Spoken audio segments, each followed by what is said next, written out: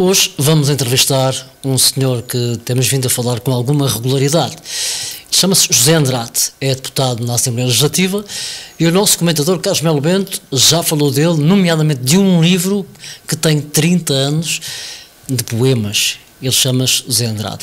Uma pergunta muito rápida, José Andrade, obrigado por ter vindo. O que é mais difícil, ser político ou ser jornalista?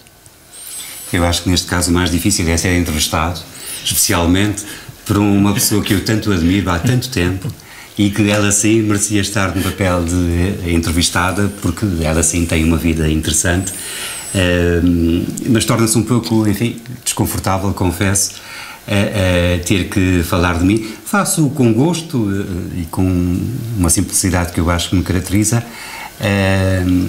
e que eu procuro pôr em tudo aquilo que faço. Portanto, trata-se apenas aqui de partilhar, ainda por cima com dois amigos e num espaço especialmente acolhedor, algumas das coisas que me fui atrevendo a fazer ao longo dos últimos anos.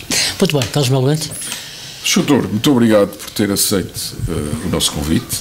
Nós aqui temos este costume de martirizar o entrevistado sobre a sua própria biografia. Quem é José Andrade? Onde é que nasceu? Como é que cresceu? Eu acho que, desde logo, ninguém é bom juiz em causa própria, mas sou um cidadão que se esforça pessoalmente por dar um contributo social. Já lá vamos. De onde é que nasceu? Em Ponta Delgada, na cidade de Ponta Delgada, na matriz de Ponta Delgada, numa das ruas mais centrais do coração desta cidade, na Rua de Santana. Na Rua de Santana. Há já 48 anos atrás. Filho e neto de jornalistas? É verdade, eu acho que transporto comigo, para o bem e para o mal, esse género de jornalista.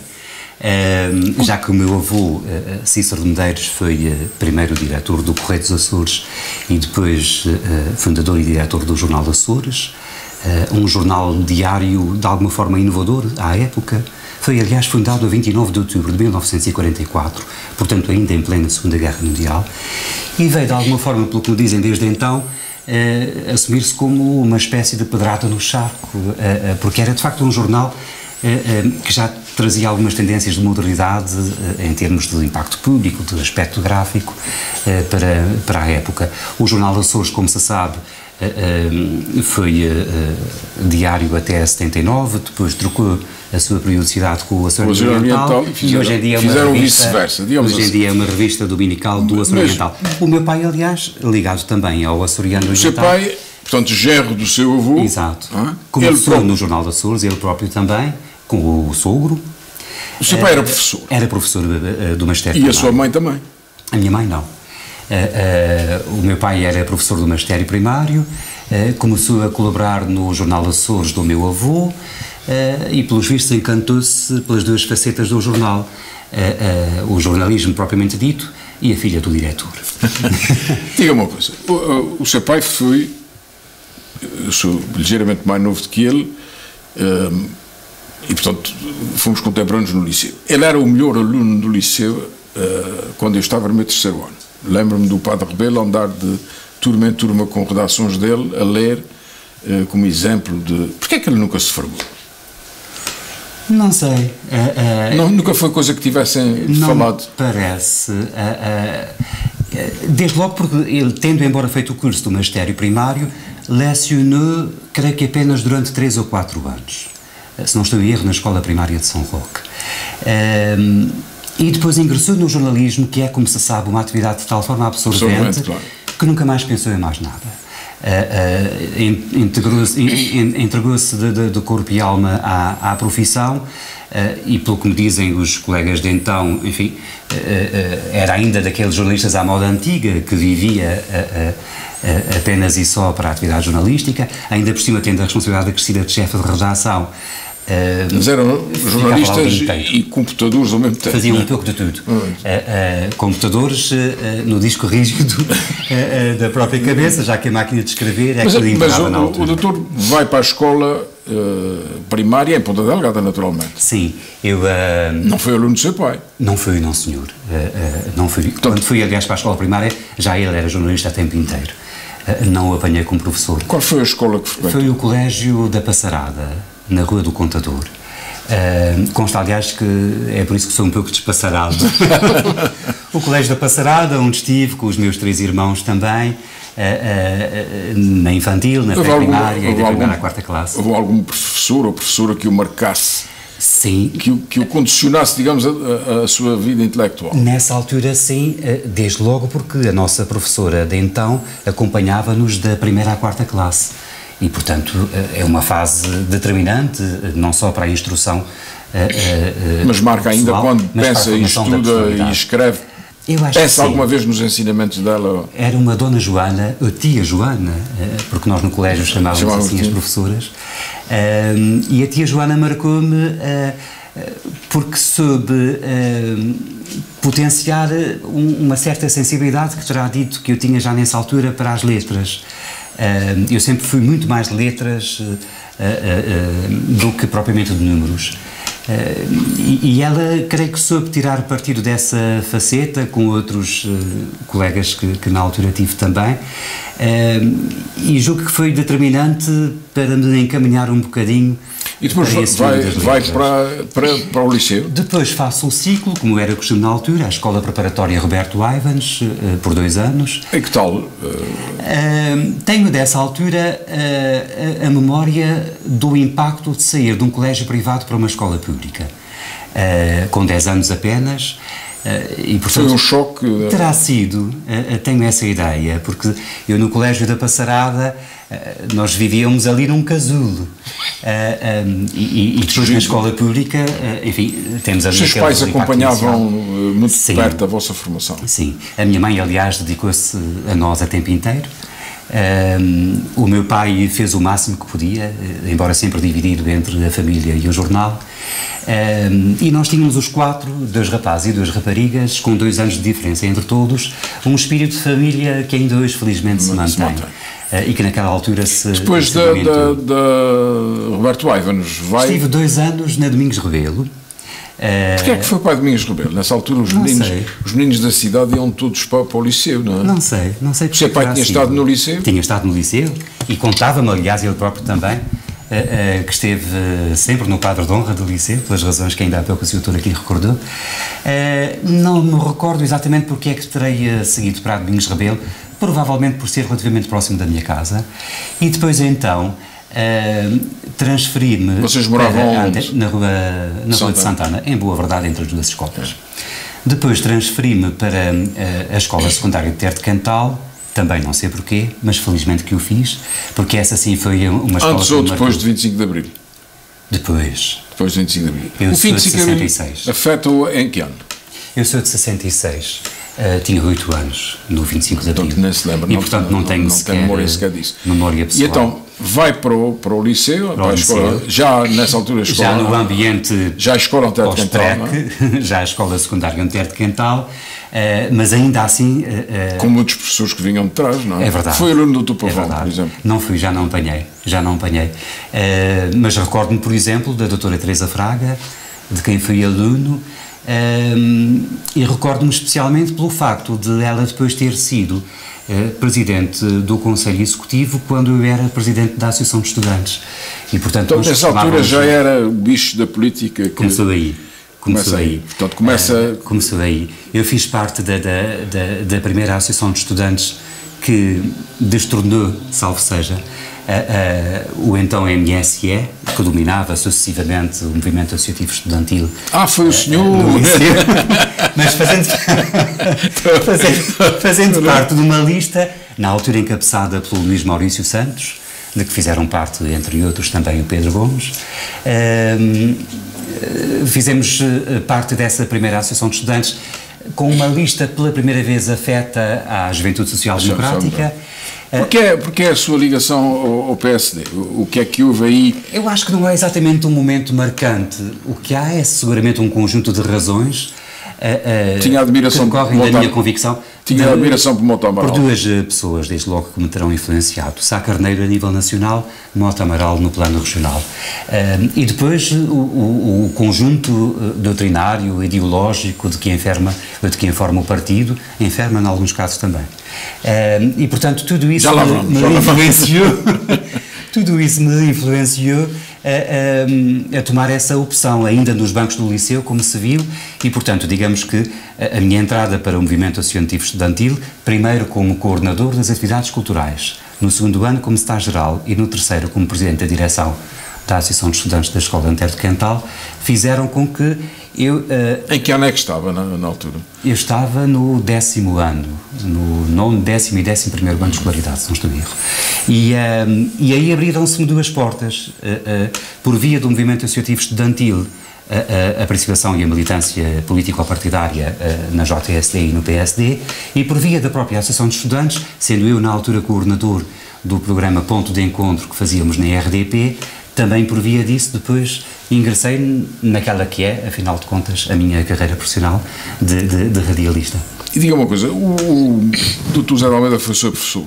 Não foi, não senhor, mas era uma das pessoas que me habituei a admirar também, porque nessa altura ele era para nós uma referência, entre outras, da vida política açoriana, e eu, embora não me identificando com o seu pensamento político, admirava e ainda hoje respeito muito a convicção com que defende as suas ideias. Eu acho que isso é o mais importante. Portanto, não teve a sorte ou o azar de ser aluno dele, senão... Não, senhor. Poderia ter sido influenciado nessa altura, quem sabe. Mas já foi posterior. Tanto quanto eu julgo saber, ele tentava influenciar os alunos no sentido da sua postura política e tem ainda hoje grandes admiradores nesses alunos. Não? Eu sou um admirador de todas as pessoas que acreditam naquilo que defendem e que o fazem com uma convicção genuína. Sim, mas isso é por respeito geral que se tem pelas pessoas de alguma garagem. Agora diga uma coisa, começa a entrar na área social-democrata com o Pedro Gomes, portanto são da mesma idade talvez. Somos mesmo da mesma idade. O Bolieiro também, o José Manuel Bolieiro. E depois acaba o liceu?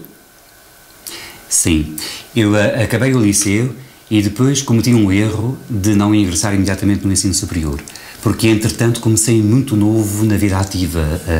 Da política? Da política, sim, mas sobretudo neste caso por causa da rádio. Porquê é que foi para... Ainda hoje se nota no seu tom de voz um ar daqueles... Eu sou um profissional da rádio, só estou interessado à política, mas eu sou de facto, e sendo sempre, e com muito orgulho, um homem da comunicação social. Tinha a paixão da rádio? Eu não sei exatamente como é que apareceu. O pretexto prático foi de facto esse programa Ponto de Encontro da Associação de Estudantes da Escola Secundária Antero de Quental, que me levou a ter um primeiro contacto com a rádio. Era então diretor de programas da RDP Jorge do Nascimento Cabral, no antigo edifício da Avenida Gaspar Virtuoso. Lembro-me, aliás, bem de nós levarmos o guião do programa e ele, no seu gabinete, fazer questão de o ler previamente, dizia que não era censura, era só um controle de qualidade. Porque eram rapazes novos do liceu que vinham para aí afora para o emissor nacional. Era ou não era? Era ou não era censura? Não, aliás, ajudava até com a experiência e sensibilidade que na sua opinião, ele era independentista ou não? Eu acho que ele sempre sinceramente, porque ele é social-democrata. Ele foi um social-democrata que amava os Açores de tal forma absorvente, que lhe projetava para muito próximo da fronteira independente. Ele é o único deputado que fala na independência na Assembleia Regional. Teve esse mérito. É verdade. Ainda bem que reconhece. E era uma pessoa destemida. Sim, era uma pessoa escrevendo muito bem. Nas suas opiniões, foi uma referência. Era um inspirado, com uma coragem. Foi uma das referências que tive na rádio, justamente. Até porque foi o meu primeiro chefe de programas. E quanto tempo é que fica na rádio? Eu depois fico 4 anos contratado, porque depois começaram, pelos vistos, a gostar da minha prestação enquanto apresentador do programa estudantil. Convidaram-me, como tarefeiro, para colaborar na RDP. Estive lá durante 4 anos. E lixaram-lhe a carreira académica que podia ter. Naquela altura, sim. Felizmente, depois retomei. Estive lá de 84 a 88 contratado, enfim, como calouro que era a fazer o programa da noite. Fui, aliás, o primeiro a prolongar a emissão da RDP para além da meia-noite, e depois fui fazendo o programa da tarde, depois o programa da manhã. Tive ali durante alguns anos, a tempo inteiro, na RDP, e depois fui sucessivamente requisitado para exercer funções de natureza política ou institucional, primeiro na presidência do Governo Regional, na própria presidência do Governo, como adjunto do subsecretário regional da Comunicação Social, quem era? Joaquim Machado. Que tal foi o seu relacionamento com ele? Foi interessante. Ele é um professor, não é? Ele já era professor na altura. Ele era o subsecretário da Comunicação Social e tinha 2 adjuntos, eu e o Dr. José Manuel Bolieiro. Eu para a ligação à comunicação social propriamente dita, o Bolieiro mais para as questões de natureza jurídica, até porque era diretamente responsável pela publicação do Jornal Oficial, que também tínhamos à nossa conta. E, portanto, foi no âmbito da própria orgânica da presidência do Governo e sob a liderança do Dr. Mota Amaral que iniciei, de facto, a minha contribuição institucional. Vocês colaboravam muito diretamente com o Dr. Mota Amaral? Sim, também. Diretamente? Ele trabalhava... Mas mais por via partidária, porque eu fui presidente da JSD de São Miguel, depois secretário-geral da JSD de Açores, e por inerência de funções representava a organização de juventude do PSD nos órgãos partidários presididos por ele, designadamente a Comissão Política de Ilha de São Miguel, que reunia religiosamente todas as segundas-feiras à noite, na antiga sede da Rua de Santa Luzia, e portanto eu sentia-me naquela altura um peixe entre tubarões, porque aquela comissão política era Mota Amaral, Américo Viveiros, Álvaro Damas, Henrique de Aguiar, João Bernardo Rodrigues, entre tantos outros, que eram no fundo os homens que de alguma forma dominavam, exatamente, dominavam o partido e consequentemente também de alguma forma condicionavam o governo. E portanto eu estava ali a representar a JSD, mas foi de facto uma escola marcante nessa altura também. E portanto por via dessa participação partidária tive sempre um relacionamento relativamente estreito com o Dr. Mas nunca fui muito ambicioso naquela época, agora já chega a deputado, mas já chega a deputado com quase... Sim, depois de 30 anos de trabalho partidário. Porquê é que o Bolieiro soube mais depressa que o José Andrade? Não sei, não faço ideia. Tem que fazer. Não faço ideia. Nós tivemos um percurso muito semelhante no início, quer na presidência do governo, quer depois na JSD. Eu depois senti-me sempre dividido entre a comunicação social e a política e, portanto, fui acumulando as duas coisas. Depois desses anos na presidência do governo, voltei para a RDP, depois fui novamente requisitado pelo então Presidente da Câmara de Ponta Delgada, Manuel Arruda, para ser o seu primeiro chefe de gabinete. Depois fui chefe de gabinete também da Presidente seguinte, a doutora Berta Cabral, depois vereadora da Cultura na última Vamos parar aí um bocadinho. Mas isso para explicar que me fui dividindo por várias tarefas, enquanto que o Bolieiro ia bem, especializou-se ali na atividade parlamentar, que foi, aliás, um exemplo. Aliás, nota-se que o senhor não é nada agressivo, é dos políticos menos agressivos dos Açores e do país. Não é? Eu acho que isso é bom. Muito bem. Acho que isso é bom, porque uma das coisas que me faz impressão na política é ter da política a ideia da politiquice, da intriga permanente, de encarar... Condena isso. Absolutamente. De encarar a atividade política como sendo, em vez de ser como deve ser uma forma de ajudar o próximo, há quem encare como uma maneira de tramar o parceiro.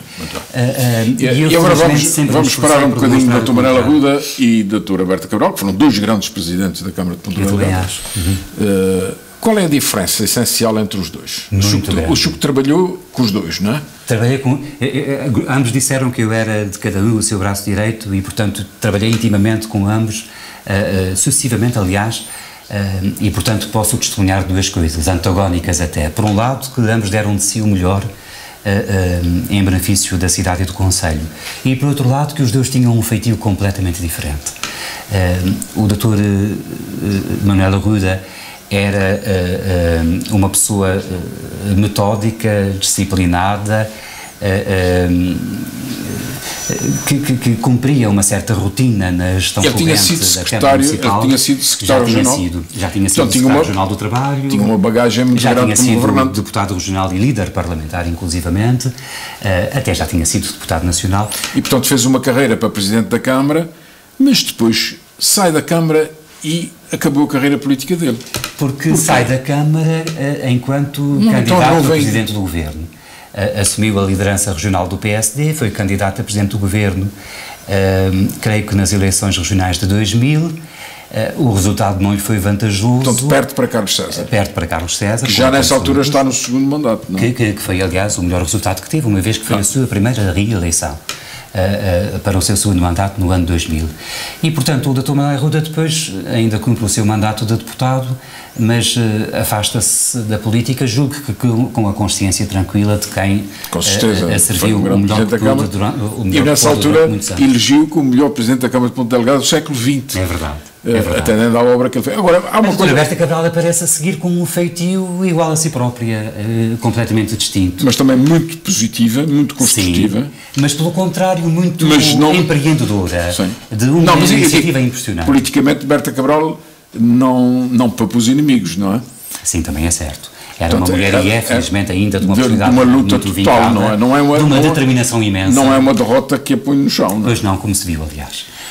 Aconteceu-lhe, aliás, o mesmo percurso, curiosamente. Ela teve um mandato notável, quase 3, como Presidente da Câmara, distinguiu-se sobremaneira nessa condição, revolucionou a cidade e o Conselho de uma forma sem precedentes, e depois, em reconhecimento pelo trabalho executivo que, entretanto, desenvolveu, foi eleita Presidente do PSD e foi candidata a Presidente do Governo, com o mesmo resultado, o mesmo percurso e o mesmo resultado do seu antecessor. Mas com a garra que há pouco reconhecíamos, ela deu a volta por cima e continua, neste caso agora no plano nacional, a desenvolver um trabalho notável também. E agora digo uma coisa, José Andrade, o homem que acompanha esses dois presidentes, coincide esse período no tempo com uma imagem de grande dinamismo desses dois presidentes, que com a sua saída não persiste. Qual era o sal da comida que o supunha? Senhor, eu acho que essa questão é muito bondosa da sua parte, mas não, eu procurei dar um contributo pessoal. São factos que não têm. Que é, aliás, uma coisa que eu acho que faço em qualquer circunstância. Será a sua formação jornalística também e o seu ADN jornalístico que. Eu acho que ali era um pouco a síntese de duas características que de alguma forma me definem: um homem da comunicação e um homem da política. E, portanto, aquele contributo que procurei dar, neste caso enquanto chefe de gabinete com funções muito diversificadas e amplificadas, foi no sentido de imprimir um certo dinamismo interno e externo à atividade da Câmara e dar disso o senhor era apenas um impacto mediático espelho da atividade da Câmara, ou o senhor era um dinamizador dessa atividade? Eu acho que dava uma ajuda numa coisa e na outra. Colaborava no dinamismo que a Câmara tinha e depois colaborava para que esse dinamismo fosse publicamente reconhecido também. E, portanto, trabalhava para dentro e para fora. E queria-lhe fazer uma pergunta chata. Carmo Rodeia. Eu sei que é chato, não é? Não é. Ela foi chefe de gabinete de Berta Cabral. Portanto, o senhor sai de chefe de gabinete. E sugeri à doutora Berta Cabral o nome dela. A indicação dela, já que o senhor era amigo de infância quase do marido, Pedro não é? Gomes também. Pedro Gomes, e portanto sentia-se à vontade, conhecia, ela era uma belíssima jornalista. É verdade. E fez um belíssimo trabalho enquanto chefe de gabinete também. Mas porquê é que se desentenderam as duas? Não sei. Queria chegar a isso, não sei. Chorei mais a pensar. Mas há de ter pensado. Eu estava aqui tudo bem intencionado e de facto quer dizer, são duas personalidades completamente diferentes e ambas muito boas naquilo que fazem. Há de ter havido ali um choque de personalidades, talvez, motivado por razões circunstanciais. Nunca se comentou isso. O senhor naquela altura já era vereador? Eu acho que era nessa altura diretor-geral do Coliseu Micalense. Exatamente. Eu, aliás, quando deixei a Câmara, fui para assumir funções no grupo parlamentar do PSD. Então, deixa a Câmara de chefe de gabinete, não é? Saio como chefe de gabinete para ajudar o então presidente do partido, Vítor Cruz, naquele ano das eleições regionais de 2004. E, portanto, estive nessa altura a trabalhar na Assembleia Legislativa como adjunto do grupo parlamentar e depois das eleições regionais fui requisitado pela Câmara para pôr de pé o Coliseu Micalense, que estava nessa altura a ultimar a sua obra de reconstrução. Tudo aquele dinamismo. Foi uma fase muito interessante também da minha vida, foram 5 anos, desde a sua inauguração em 2005 até depois passa para vereador. Depois acomodei a direção do Coliseu com a variação cultural da Câmara e com a presidência da Comissão de Toponímia, também entre outras funções. Que eu tive a honra de ser seu presidido, não é, digamos assim, e em que, já agora deixe-me dizer uma inconfidência para o nosso público, realmente era tanto o seu trabalho que não havia espaço para mais ninguém, não é? Era muito raro aparecerem iniciativas que o senhor já não tivesse tomado. Como é que consegue isso? Eu na toponímia especificamente. Eu acho que na toponímia, como em qualquer outra havia uma sua relação muito íntima com o Presidente da Câmara que lhe desse dicas ou que lhe sugerisse. Eu acho que era mais ao contrário. Ela pensava um pouco em tudo ao mesmo tempo. E, portanto, eu ia dando sugestões e eram sempre aceites, aliás, entusiasticamente. E, portanto, nós, de facto, tínhamos ali um espírito de equipa muito nós temos que andar um pouco mais depressa, que aquele chato já está ali a chamar a atenção para os números. Mas isso para dizer, no fundo, que em qualquer uma das funções que exerci, eu acho que se me pede um segredo é a dedicação, o empenhamento, a entrega total. E agora diga-me uma coisa, e a sua função como deputado, atualmente, o que é que acha? O que é frustrante trabalhar numa equipe? Por um lado sim, por outro não.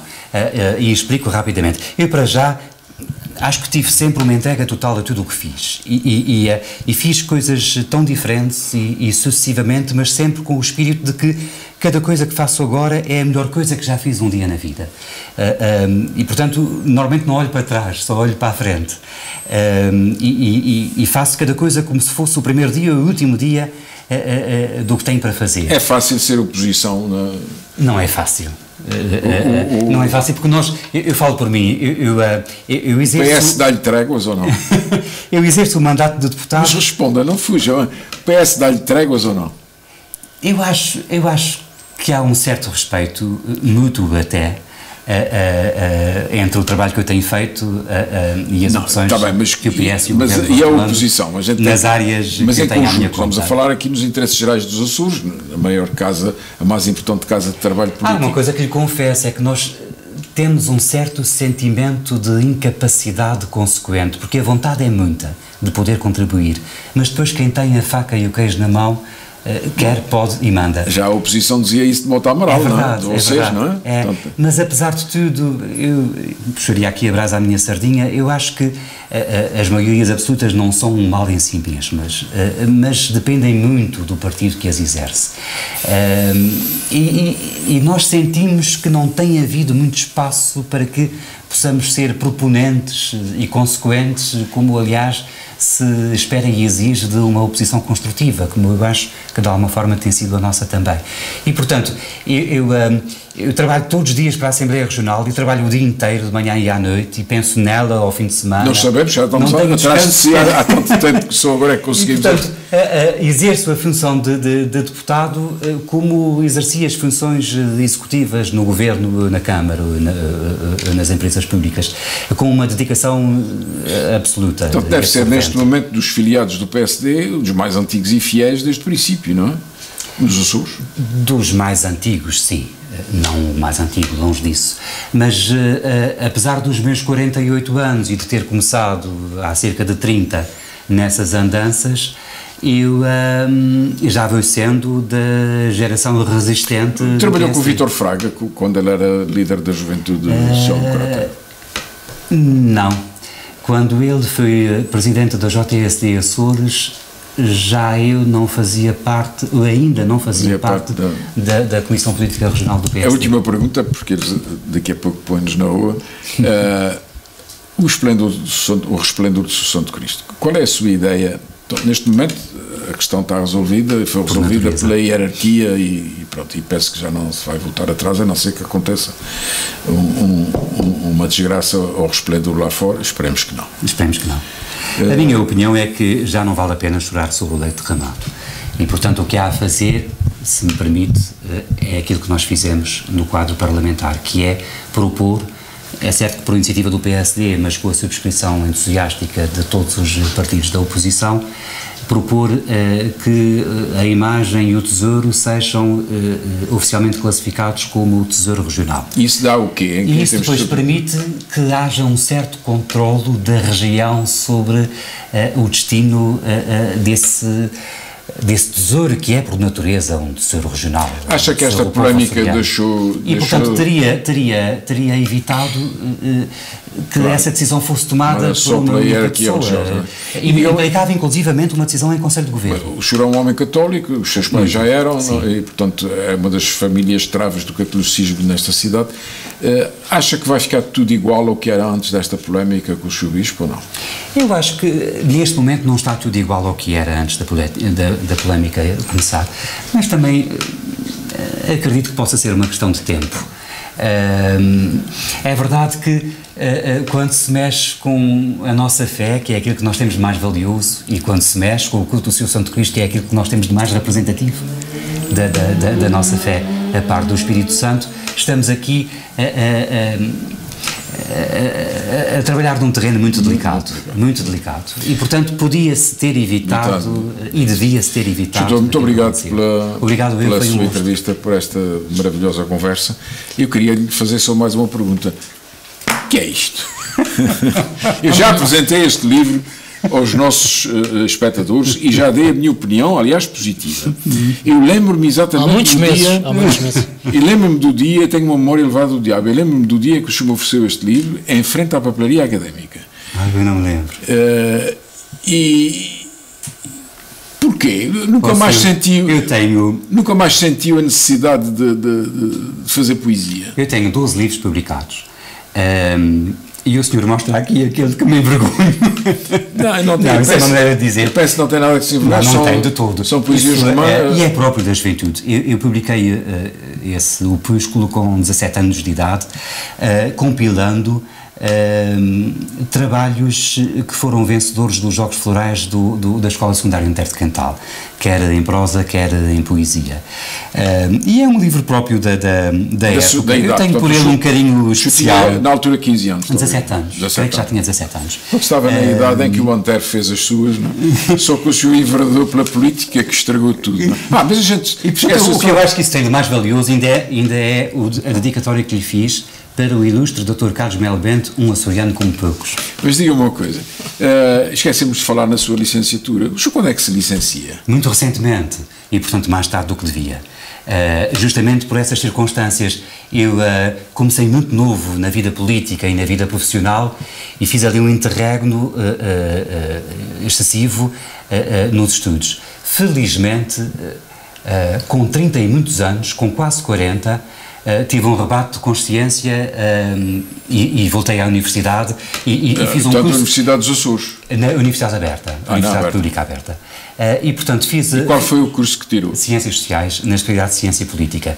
E escolhi esse curso por uma questão de realização pessoal. Claro. Eu felizmente naquela altura já não tinha provado nada a ninguém. A cereja... Mas sentia aquela lacuna e ainda por cima o curso de Ciências Sociais e especialmente a especialidade de Ciência Política completaram-me e eu entreguei-me a isso de alma e coração, porque além da vontade teórica tinha também já o conhecimento prático. O livro que eu trouxe aqui é um livro muito interessante porque fala nesse Prémio Nobel, é o Prémio Nobel açoriano com o Craig de Mel,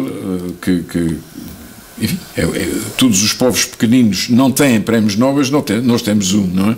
Ele é bisneto de um açoriano da costa norte da ilha de São Miguel, é um grande cientista, de uma humildade incrível e fizeram muito bem em publicar este trabalho. Aliás, não foi o único, o José de Almeida Melo também publicou a genealogia dele e é um livro muito interessante de ter. Penso que quem o fez já o despachou, portanto é uma edição, quem tiver tem, quem não tiver tivesse.